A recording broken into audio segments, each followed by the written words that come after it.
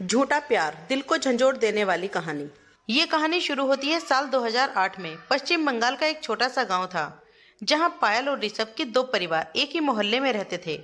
पायल और ऋषभ का घर बस 5 मिनट की दूरी पर था। दोनों बचपन से ही बहुत अच्छे दोस्त थे और दोनों का परिवार मध्यम परिवार था। दोनों बचपन से ही स्कूल में पढ़ते थे। बस दोनों की दोस्ती इतनी गहरी थी कि वह दोनों स्कूल में एक साथ जाते थे और स्कूल से लौट के आते वक्त भी एक साथ ही आते थे। दोनों में खेलना कूदना, लड़ना झगड़ना ये तो रोज की बात थी। दोनों के परिवार के बीच भी अच्छा मेलजोल था, इसीलिए दोनों के परिवार ने उन दोनों की दोस्ती से कोई ऐतराज नहीं था। अब दोनों प्राथमिक स्कूल से हाई स्कूल में एक ही साथ ही स्कूल में भर्ती हुए। वह दोनों पढ़ाई लिखाई में बहुत अच्छे थे, इसीलिए वह दोनों ही अच्छे अंकों से 10वीं क्लास पास कर गए। अब वह दोनों बड़े हो चुके थे। बुरा भला की समझ उन दोनों में आ चुकी थी, लेकिन उन दोनों के बीच सिर्फ एक दोस्ती थी। प्यार का सिलसिला अभी तक शुरू नहीं हुआ था। जब वो दोनों 10वीं पास करने के बाद 12वीं में भर्ती हुए, तभी उन दोनों के साथ में उन्हीं के क्लास का एक ऋषिकेश नाम का लड़का भर्ती हुआ। ऋषिकेश थोड़ा अमीर परिवार का लड़का था। कुछ दिन जाने के बाद पायल और ऋषिकेश ने थोड़ा बातचीत करने शुरू कर दिया, लेकिन ऋषभ पहले पहले तो ज्यादा ध्यान नहीं दिया था। लेकिन जब वह देखा कि उन दोनों का मिलना जुलना थोड़ा बढ़ गया, तब से ऋषभ उन दोनों पर थोड़ा नजर रखने लगा। देखा जाए तो ऋषभ ने पायल को मन ही मन बहुत प्यार करने शुरू कर दिया था, लेकिन पायल उसे प्यार करती है या नहीं यह ऋषभ को पता नहीं था। पायल और ऋषिकेश की जब ऋषभ एक साथ देखता और ऋषभ मन ही मन जलता था। जलना तो होने वाला ही था, क्योंकि ऋषभ पायल से जो प्यार करता था। इस दुनिया में कौन ऐसा है जो अपने प्यार को दूसरे के साथ देख ले? कोई नहीं। उन्हीं में से ऋषभ भी एक था। ऋषभ को भी पायल और ऋषिकेश का मिलना जुलना बिल्कुल पसंद नहीं था, और ये बात पायल भी नोटिस की थी, क्योंकि पायल जब भी ऋषभ से बात करने के लिए आती तब पायल को थोड़ा गुस्सा करके बात करता। पायल को लगा कि ऋषभ पहले की तरह नहीं है, कुछ बदला हुआ सा लग रहा है। एक दिन पायल ऋषभ से पूछा, ऋषभ क्या हुआ? मुझसे तुम ठीक से बात नहीं करते हो, मैंने कोई गलत किया है क्या? ऋषभ ने कहा नहीं, ऐसा कुछ भी नहीं है। पायल ने कहा नहीं, मैं तो तुम्हें बचपन से बहुत अच्छी तरह से जानती हूँ, कुछ तो बात है जो तुम मुझसे छिपा रहे हो। बोलो ना क्या बात है? लेकिन उस दिन ऋषभ ने कुछ नहीं बताया। पायल ने ठान ली थी कि कल वह ऋषभ को बुलवाकर ही रहूंगी। कि दरअसल बात क्या है, अगले दिन जब वह दोनों स्कूल में आए तो सबसे पहले पायल ने ऋषभ को कहा, ऋषभ क्या हुआ? अभी तुम्हें बताना पड़ेगा, नहीं तो मैं क्लास नहीं जाऊंगी। पायल ने बार बार कहने पर ऋषभ ने बता ही दिया, तुम्हारा और ऋषिकेश का मिलना जुलना मुझे बिल्कुल भी पसंद नहीं है। पायल ने पूछा क्यों? ऋषभ ने कहा पता नहीं, मगर मुझे पसंद नहीं है। पायल ने कहा क्यों, जलन है? ऋषभ ने कहा जलन किस बात की? लेकिन मुझे अच्छा नहीं लगता तो नहीं लगता। पायल ने कहा ऋषभ, मैं और तुम बचपन से एक साथ बड़े हुए हैं और हम दोनों एक दूसरे को बहुत अच्छी तरह से समझते भी हैं और जानते भी हैं। तुम्हें क्या लगता है मैं और ऋषिकेश के बीच कुछ चल रहा है? ऋषभ ने कहा मुझे कुछ पता नहीं, लेकिन मैं क्या चाहता हूँ, मुझे क्या पसंद है, क्या तुम्हें पता है? नहीं ना। पायल ने ऋषभ को जो भी बोलना है साफ साफ बोलो, ज्यादा घुमा फिरा कर बात मत करो। ऋषभ ने कहा तो सुनो, मैं बचपन से ही तुमसे प्यार करता हूँ और मैं तुम्हें किसी के साथ देखता हूँ तो मुझे, पायल ने हंसते हुए कहा बुद्धू, मैं भी तुम्हें चाहती हूँ और तुमसे अच्छा हमसफर मुझे और कहाँ मिलेगा पागल। और रही ऋषिकेश की बात, वह सिर्फ मेरा एक दोस्त है और कुछ भी नहीं। मैं तो तुम्हारे अंदर छुपी हुई मेरे प्यार को देखना चाहती थी कि तुम मुझसे कितना प्यार करते हो, क्योंकि मुझे पता है कि एक सच्चा प्यार करने वाला आशिक उसके प्यार को किसी के साथ देखना पसंद नहीं करता। वह दोनों अपने प्यार को पाकर बहुत खुश थे। बचपन से ही वह दोनों अच्छे दोस्त अब दोनों ही रिश्ते प्यार में बदल चुके थे। उन दोनों का रिश्ता और भी गहरा हो चुका था। अब पायल और ऋषभ का प्यार स्कूल से शुरू होकर कॉलेज तक पहुंच चुका था। पायल और ऋषभ एक दूसरे को बेपनाह मोहब्बत करते थे। पायल और ऋषभ दोनों ही कॉलेज में अच्छे से पास हो गए थे और कॉलेज के पास होते ही वह दोनों अपने खुशहाल जिंदगी को लेकर ढेर सारे सपने सजाए हुए थे। लेकिन उन दोनों को क्या पता था कि उन दोनों की खुशहाल जिंदगी के सपनों के बीच एक भयंकर तूफान आने वाला है, और ये तूफान दोनों के दिलों को झंझोड़ कर रख देने वाला है। पायल ने ऋषभ को शाम के 4 बजे फोन करने का वादा किया था, ताकि वह दोनों कहीं घूमने जाने की प्लानिंग कर सकें, क्योंकि कॉलेज में पढ़ाई की वजह से वो दोनों बहुत दिनों से कहीं घूमने नहीं गए थे।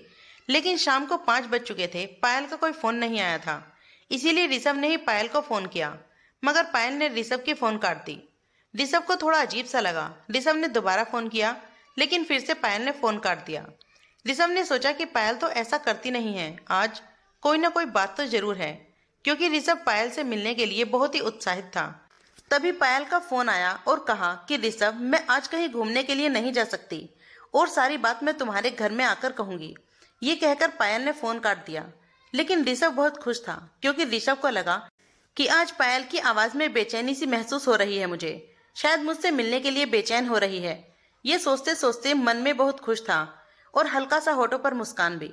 शाम का अंधेरा होने वाला था और तभी अचानक कोई ऋषभ के घर का दरवाजा खटखटाने लगा। तभी ऋषभ की माँ ने ऋषभ के दरवाजे तक पहुंचने से पहले ही दरवाजा खोला और देखा कि पायल दरवाजे पर खड़ी है। ऋषभ की माँ ने कहा, कैसी हो बेटा पायल? पायल ने ऋषभ की माँ को नमस्ते करते हुए कहा, मैं ठीक हूँ, मैं थोड़ा ऋषभ से मिलने आई हूँ। ये कहते हुए पायल ने सीधा ऋषभ के कमरे में चल दी। पायल ऋषभ के कमरे में जाते ही जोर जोर से रोने लगी। उसकी आंखों से आंसुओं की मोटी मोटी बूंदें गिर रही थी। पायल का रोना देखकर ऋषभ हक्का बक्का हो गया।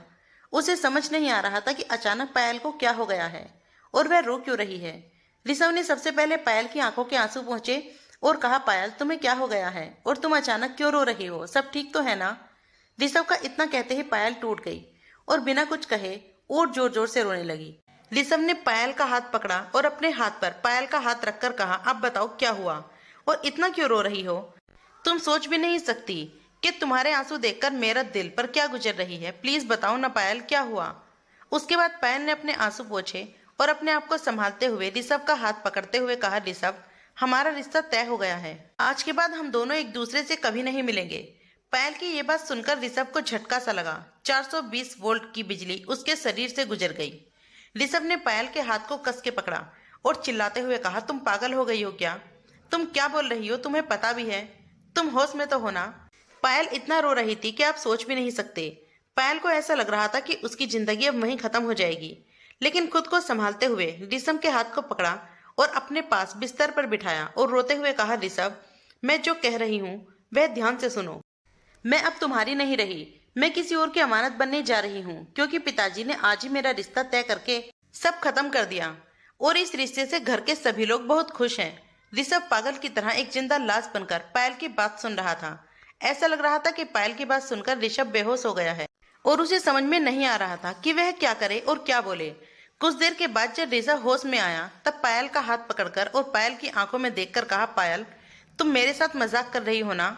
ये बात साफ थी कि पायल के गले की कंपन ही ऋषभ को बता रही थी कि पायल झूठ नहीं बोल रही है और अब सब कुछ खत्म हो चुका है।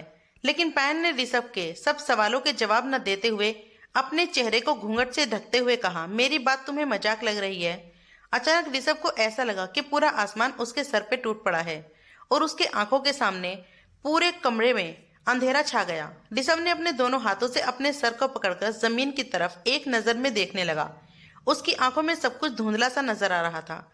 उसे चारों तरफ सिर्फ और सिर्फ अंधेरा ही नजर आ रहा था, क्योंकि उसकी आंखों के आंसुओं की नदियां बह रही थी। वह सोच भी नहीं पा रहा था कि उसके बचपन का प्यार वह आज उससे दूर जा रहा है, उसे अकेला छोड़कर, और मैं कुछ भी नहीं कर सका। पायल रोते रोते बिस्तर से उठकर दरवाजे की तरफ बढ़ने लगी, लेकिन ऋषभ ने अभी भी जैसे बेहोशी की हालत में बिस्तर पर बैठा था।